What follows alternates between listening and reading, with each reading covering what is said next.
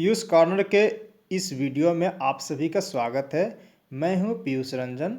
इस वीडियो में हम जानेंगे कि आज के करंट अफेयर से क्या कुछ सवाल बनाए जा सकते हैं, उनका सही जवाब क्या होगा और उनसे रिलेटेड एग्जाम में क्या क्या आ सकता है। तो चलिए शुरू करते हैं पहले सवाल के साथ।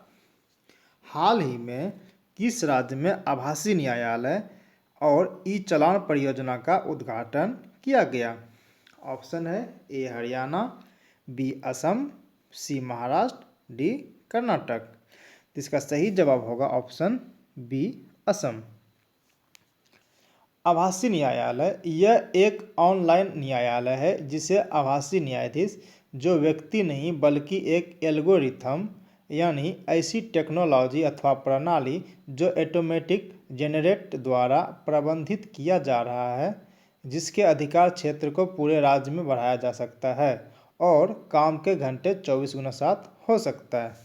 वहीं अगर बात करें ई चालान का, तो ट्रैफिक में आपसे हुई गलती के लिए कभी कभी ट्रैफिक नियंत्रणकर्ता यानी ट्रैफिक पुलिस डायरेक्ट आपसे उस टाइम चालान नहीं काटती, बल्कि इंटरनेट जेनरेट चालान सीधे आपके घर पर भेज देती है, जिसमें सीसीटीवी फुटेज का अहम योगदान होता है और आपको चालान भरना पड़ता है। वहीं ई चालान केंद्रीय सड़क परिवहन और राजमार्ग मंत्रालय की एक अनोखी पहल है, जबकि इसका सॉफ्टवेयर राष्ट्रीय सूचना विज्ञान केंद्र यानी NIC द्वारा विकसित किया गया है। आते हैं नेक्स्ट सवाल की ओर। हाल ही में महानदी बेसिन में आयल इंडिया लिमिटेड का भूकंपीय सर्वेक्षण अभियान शुरू किया गया है। यह नदी बेसिन किस राज्य से संबंधित है?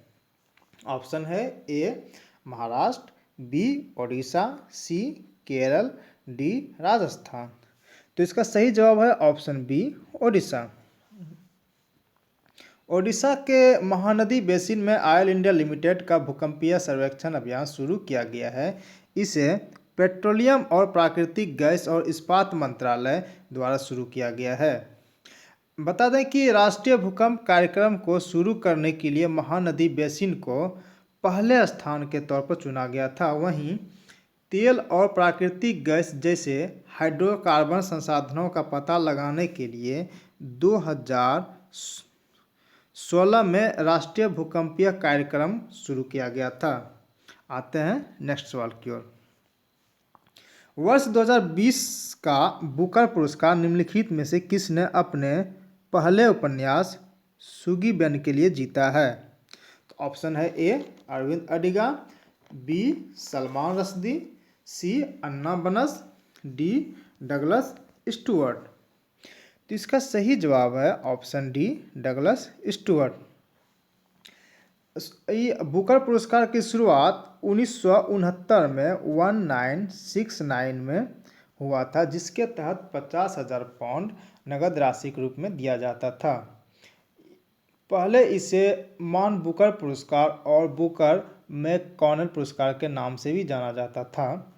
वहीं बुकर पुरस्कार सर्वश्रेष्ठ उपन्यास के लिए प्रतिवर्ष दिया जाने वाला साहित्य पुरस्कार है।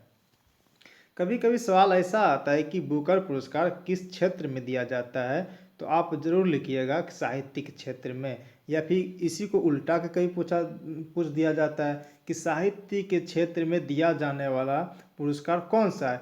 ऑप्शन आपको 4 दे देगा, तो इसमें आप जरूर याद रखिएगा कि बुकर पुरस्कार साहित्य के क्षेत्र में दिया जाता है। इस बार बुकर पुरस्कार शॉर्ट लिस्ट में बर्नट शुगर जैसे 5 और खिताब शामिल थे। बर्नट शुगर को भारत में गर्ल इन व्हाइट कॉटन के रूप में प्रकाशित किया गया था। बता दें कि 1997 में 1997 में भारत की अरुंधति राय ने अपने उपन्यास the God of small things के लिए बुकर पुरस्कार जीता था। आइए नेक्स्ट सवाल की ओर। चुनाव आयोग ने हाल ही में किस अभिनेता को पंजाब का स्टेट आइकॉन नियुक्त किया है? ऑप्शन है ए सोनू सूद, बी शेखर कपूर, सी कपिल शर्मा, डी अक्षय कुमार। तो इसका सही जवाब होगा ऑप्शन ए सोनू सूद। सोनू सूद पंजाब के मोगा जिले के रहने वाले हैं। सोनू सूद को बतौर एक्टर पूरे देश में पहले से ही जानते हैं। उन्होंने हिंदी, पंजाबी और दक्षिण भारतीय सिनेमा में काम किया है, लेकिन उनकी एक अलग पहचान उस वक्त बनी जब उन्होंने और उनकी टीम ने कोरोना वायरस महामारी के दौरान लॉकडाउन में फंसे प्रवासी मजदूरों को उनके घर पहुंचाने के लिए बढ़ चढ़कर मदद की। बता दें कि सोनू सूद ने अपने जन्मदिन 30 जुलाई को सोनू सूद ने अपने जन्मदिन 30 जुलाई पर प्रवासी मजदूर को तोहफा के रूप में प्रवासी रोजगार ऐप जारी किया, जिनके जरिए 3 लाख नौकरियां देने का ऐलान किए हुए हैं। यह एक जॉब हंट ऐप है। आते हैं नेक्स्ट सवाल की ओर। भारतीय जीवन बीमा निगम, आप भारतीय जीवन बीमा निगम ही पढ़ें, मिस्टेक्स हो गया है। भारतीय जीवन बीमा निगम ने पहला डिजिटल एप्लीकेशन लॉन्च किया है, उसका नाम क्या है? इसका ऑप्शन ए है समाधान, बी निवेदन, सी आनंदा, डी जीवन। इसका सही आंसर होगा ऑप्शन सी आनंदा।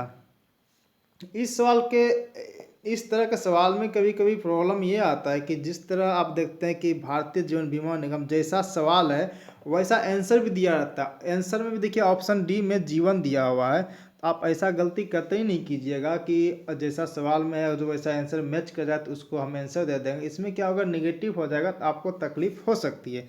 तो इसलिए याद रखिएगा, भारतीय जीवन बीमा निगम ने पहला डिजिटल एप्लीकेशन जो लॉन्च किया है उसका नाम क्या है? आनंदा। चलिए अब इसके बारे में जानते हैं। आनंदा का पूरा नाम ये हुआ, ए से हो गया आत्म, एन से हो गया निर्भर, ए से हो गया एजेंट, एन से हो गया न्यू बिजनेस, डी से हो गया डिजिटल, ए से एप्लीकेशन, यानी आत्मनिर्भर agent new business digital application.